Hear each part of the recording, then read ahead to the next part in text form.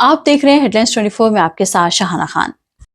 اپنی وراثت کی حفاظت کرنا ایک اچھے شہری کے ناطے بہت ضروری ہوتا ہے، کیونکہ یہ اس جگہ کے اور وہاں کے لوگوں کو ایک خاص پہچان دلاتی ہے، اور پھر اس جگہ کے نام کو اپنے نام کے ساتھ جوڑ کر لوگ فخر محسوس کرتے ہیں۔ اور اسی سلسلے میں مشہور شاعر مجاز لکھنوی کا بھی نام آتا ہے، جو اپنے نام کے ساتھ لکھنؤ جوڑنے سے فخر محسوس کرتے تھے۔ تو وہیں لکھنؤ کو اپنے مجاز پر لکھنوی ہونے کا ناز ہے۔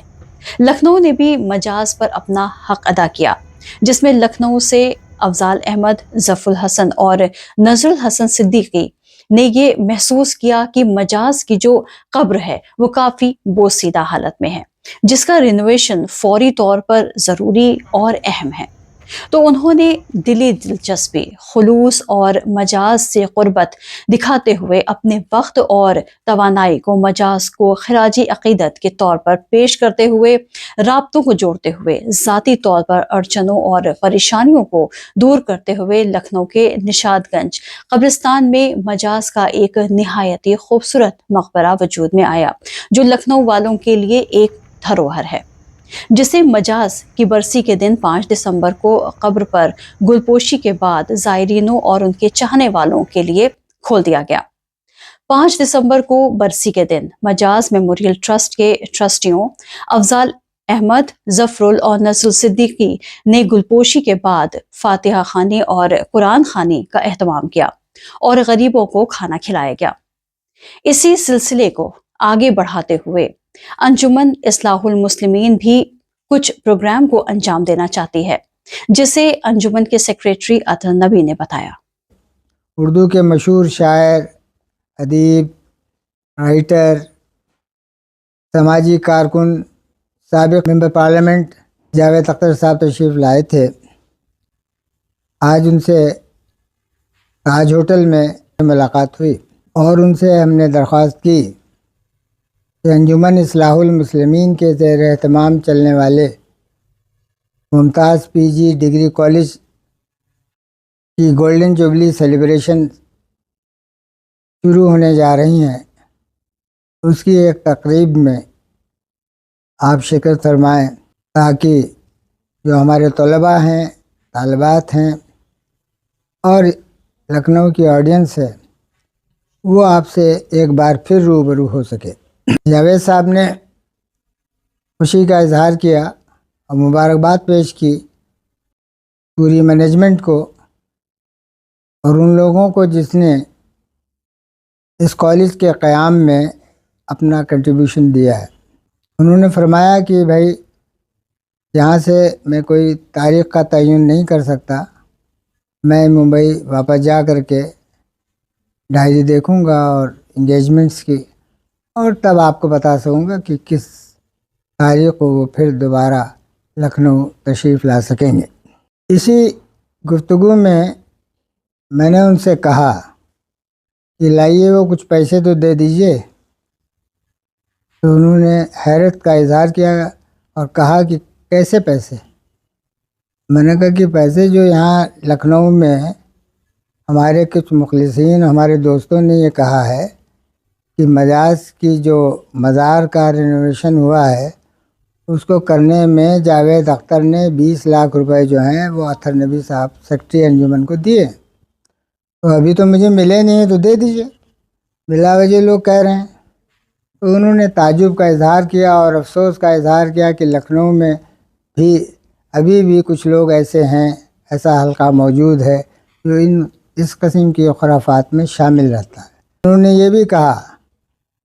کہ ایسے لوگوں کے نام مجھے آپ فراہم فرما دیں تاکہ میں ان کو لیگل نوٹس دے سکوں کہ یہ کیسی گندی اور غیر ذمہ دارانہ بات کہی گئی ہے۔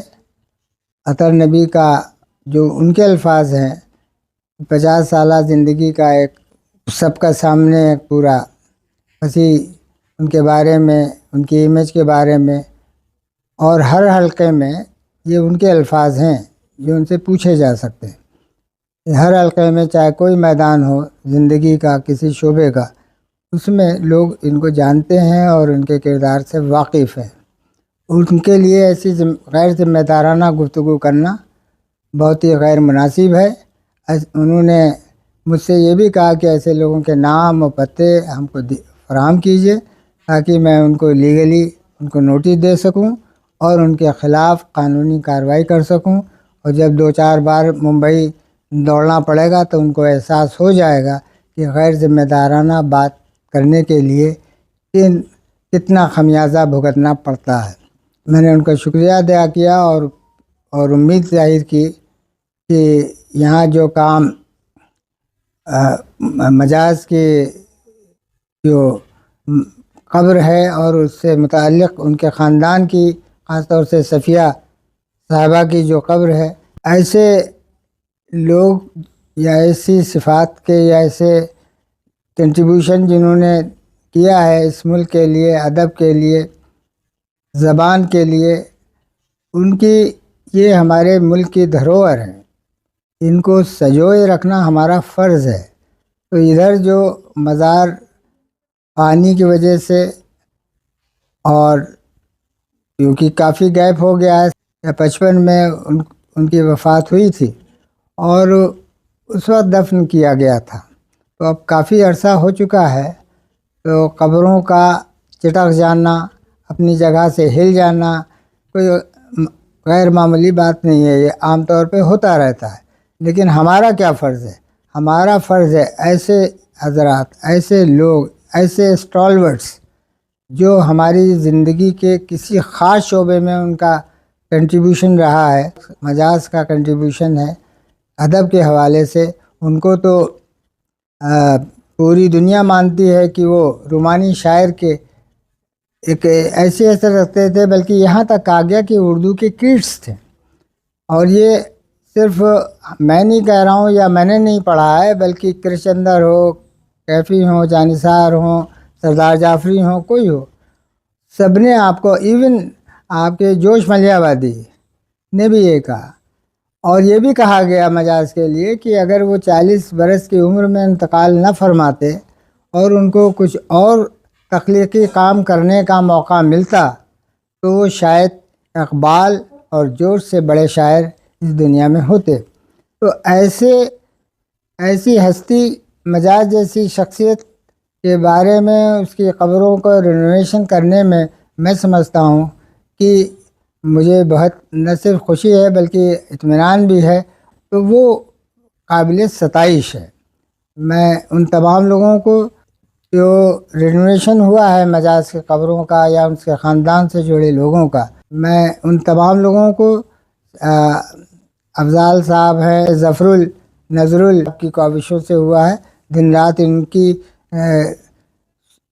سپرویژن میں کہ بیٹھے رہے۔ میں نے دیکھا، میں ایک آدھ بار راؤنڈ پہ گیا ہوں نشاط گنج قبرستان میں، تو میں نے دیکھا